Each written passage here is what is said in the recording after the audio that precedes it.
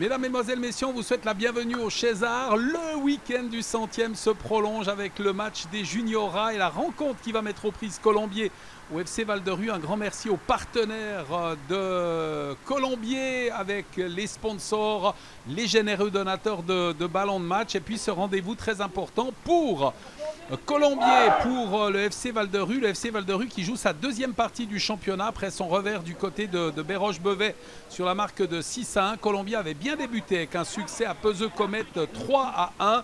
Et puis eh bien, un deuxième rendez-vous à Saint-Blaise au terrain des Fourches avec un succès 4-1 des joueurs des Césars. 2 matchs 6 points donc avant ce rendez-vous. Une partie qu'on se réjouit de partager avec vous dans le cadre de ce championnat donc des Junioras. On va vous proposer les buts de cette rencontre. Cette attaque vaudrusienne dans cette 5e minute de jeu. Ce ballon contrôlé par Ali. Ali, il va revenir derrière. Un ballon contré, récupéré maintenant par les Bleus. Les visiteurs et capture. Oh, il est superbe. Alors, il n'y a absolument rien à faire là sur cette frappe de Matteo Mestre qui permet à son équipe de mener 1-0. Une frappe soudaine sous la transversale. 5e minute de jeu, c'est 1 pour Val-de-Rue et 0 pour Colombier. C'est Garib qui va s'en charger pour les Rouges et Blancs. On joue la 9e minute de ce rendez-vous. 1-0 pour l'équipe de Val-de-Rue. Très joli but marqué par Mestre. Et puis cette opportunité sur balle arrêtée avec un ballon repoussé par le portier. Le tir s'est renvoyé. La réussite finalement. Elle est signée Dylan Ottinger là, qui a pu mettre ce ballon au fond du but après quelques renvois devant la cage aux 5 mètres. 9e minute de cette rencontre des Junioras. Eh bien, c'est désormais un partout. Le contrôle de ce ballon par les Vaudrusiens, ils peuvent le dégager. Récupération maintenant de Gritti. Le centre de Gritti, un ballon qui est repoussé par le portier. À la rescousse pour récupérer ce ballon. Gabriel Cardozo, couteau qui marque le 2-1 pour Colombier. Qui inverse la tendance dans ce match, dans cette 31e minute avec cette réussite. Ce ballon repoussé par Samuel Monod. Et puis, eh bien, très bien placé Gabriel Cardozo, couteau. Donne l'avantage à Colombier, c'est 2-1. Et Avandro qui va pouvoir poser le ballon au sol les derniers instants de cette première mi-temps. Les arrêts de jeu, l'arbitre qui met un terme à cette première période sur cette marque de 2-1. Ça avait plutôt mal commencé pour Colombier avec l'ouverture du score, très jolie d'ailleurs de Matteo Mestre avant de voir Dylan Ottinger égaliser sur un ballon repoussé. Ballon repoussé également pour le 2-1 de Colombier, signé Gabriel Cardozo. Et Monod qui va pouvoir dégager. On est au quart d'heure de jeu, l'heure de jeu dans ce match avec ce ballon remis devant lui pour le remplaçant Kochia qui va glisser sur Mestre.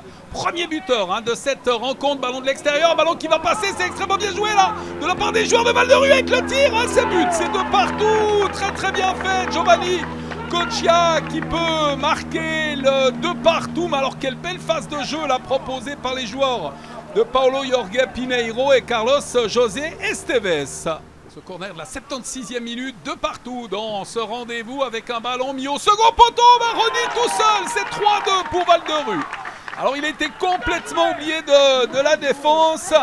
Et Alexis Baroni, les remplaçants font parler leur efficacité parce que tout à l'heure c'est Giovanni Kochia qui a marqué le 2 partout. Et puis là c'est un autre remplaçant, Alexis Baroni, qui donne cette fois l'avantage pour la seconde fois du match au FC Val-de-Rue. C'est 3-2. Garib, il faut s'appliquer. On est dans la 37e minute de cette deuxième période. 3-2 pour le FC Val-de-Rue. Ballon mis au premier poteau. Oh, la tête, premier poteau.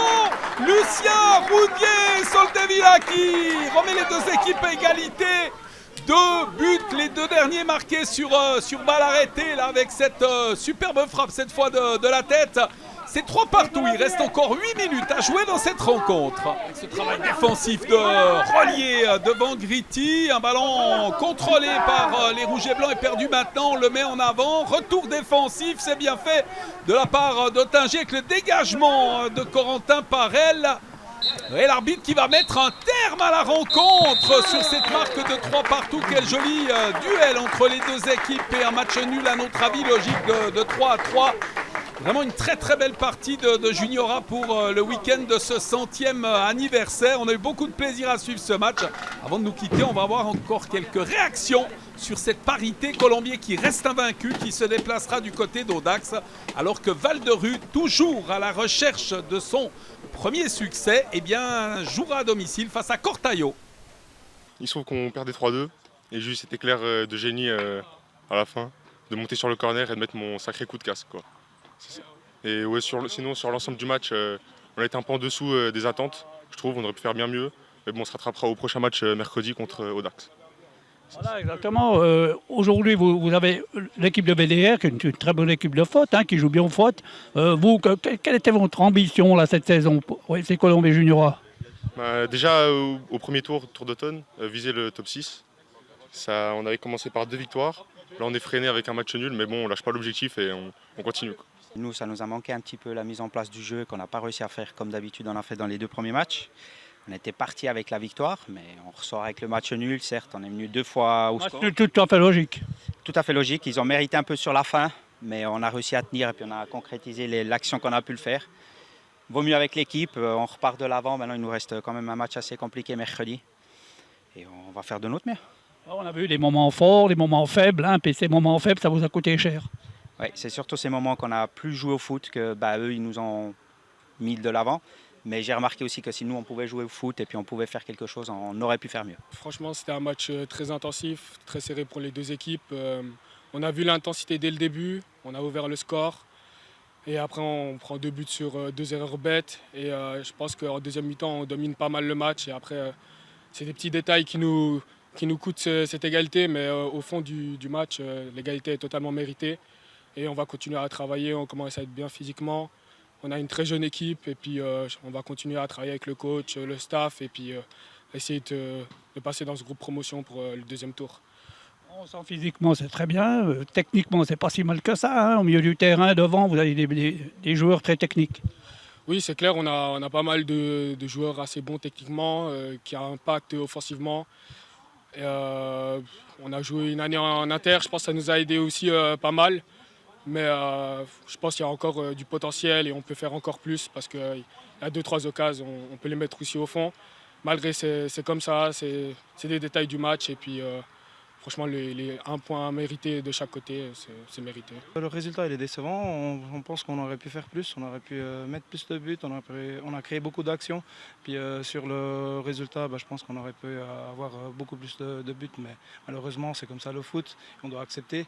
On est content de l'exhibition de l'équipe et puis c'est que du plaisir pour la suite. L'intention de l'équipe c'est de former des joueurs, c'est de les former en tant que joueurs et en tant que personnes, puis d'avoir des joueurs professionnels qui ont envie de jouer et puis qui ont une bonne capacité. C'est pas de faire des choses qui vont au-delà de notre capacité, ça on laisse pour les autres équipes. Nous c'est vraiment de former des joueurs qui ont de l'envie, qui ont de la passion.